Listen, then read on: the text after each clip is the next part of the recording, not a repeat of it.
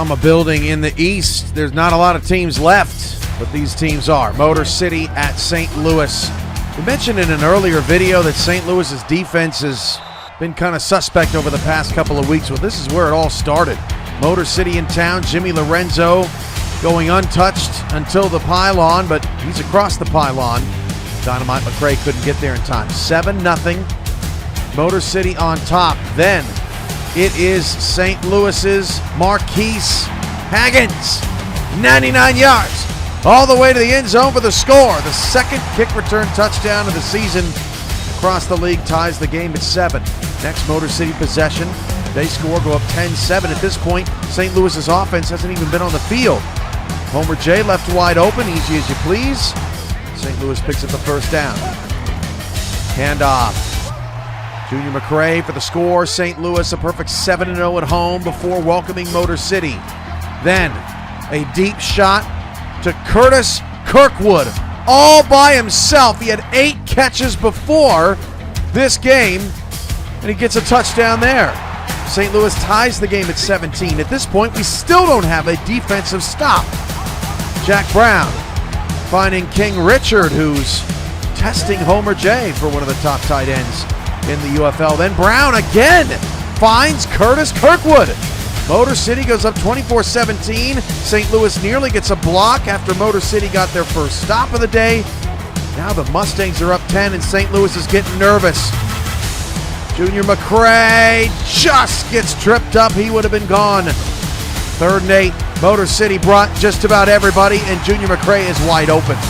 27-24.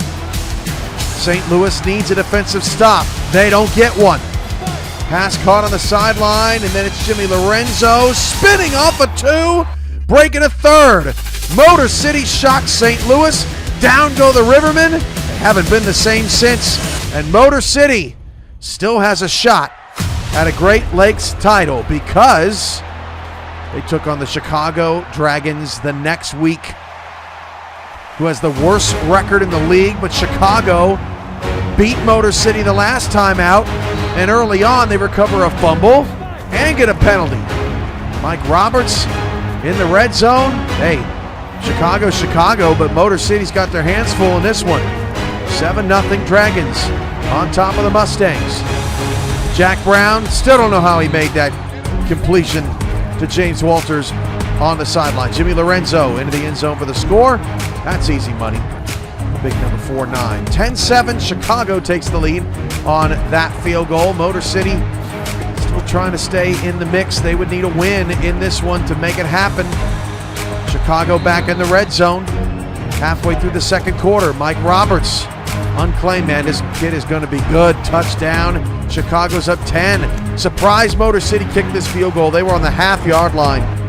But Singer sings 17-10 one more time. Same note as the first, 17-13. Chicago's up 4. And then Motor City hands it off to the fullback. BC Vision in the toilet. That's right, safety. 19-13, Chicago up 6. Then it's James Walters down the sideline inside the 15. 5 minutes left. Pay attention to the time. Jimmy Lorenzo scores. Motor City's up 20-19. 1 minute later, 3rd down and 6. Mike Roberts, deep ball down the sideline. Chicago cooking with gas. Down by 1, a field goal could win it, but Mike Roberts says, forget all that. I got a man wide open to the back of the end zone, and the 2-point conversion is good. 27-20.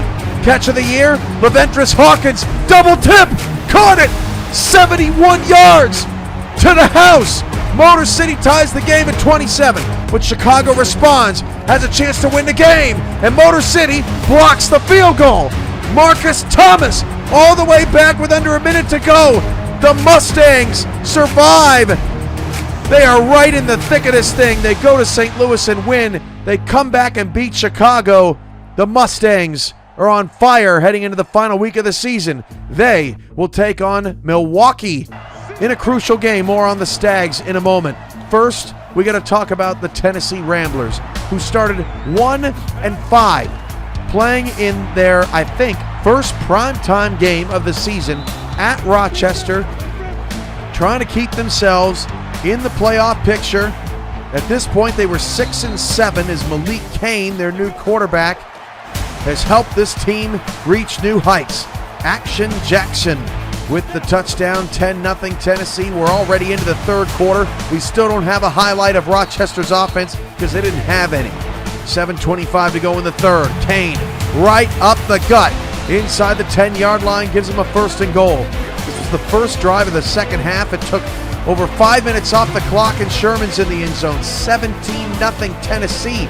On the road, mind you, against a Pioneer squad that's fighting tooth and nail with New York in the Metro Division. There was a highlight, but for Tennessee again, Dexter Jackson forces a turnover on downs on a 4th down and 2. Look at the running lanes for Sherman down to the 23. The backup, 42 yards on 7 carries. Now it's time for Stephon Hurdle. Inside the 10, picking up the 1st down on 3rd and inches. The bell cow of the Ramblers didn't need to dive. Hurdle in for 6, 27 Zippo. Matt Wilson to the sideline. I don't think so. The Ramblers defense out of control.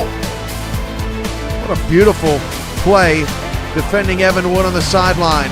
Hurdle, just so quick, down to the 3, toss it to him, pancake that DB. He has no business playing defense here. Congrats, Rochester. You get a charity field goal at the end.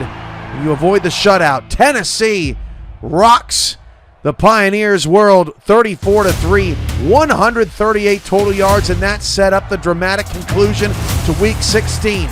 7-7 Milwaukee, 7-7 Tennessee.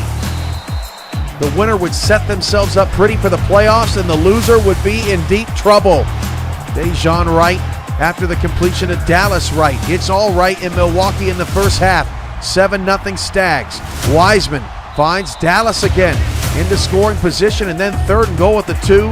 If you don't cover Mike Churchill at all, you deserve to get scored on. 14-0 Milwaukee. Finally, Tennessee building a little bit of momentum. They get a drive going halfway through the first half. 14-3 Milwaukee. Malik Kane fires it to the sideline, wide open. Another wide open player. Kane into the end zone. Touchdown. That's Jackson making it 14-10, and the Ramblers are coming back. Just 3 points for Milwaukee there, 17-10, 4:20 to go in the third quarter. Then Wiseman takes a deep shot, one-on-one coverage. There's that man again, Mike Churchill, one of the best receivers in the UFL. Dejon Wright, touchdown, 24-10 Milwaukee, 10 minutes to go in the fourth. Tennessee feels dead to rights, their winning streak in doubt.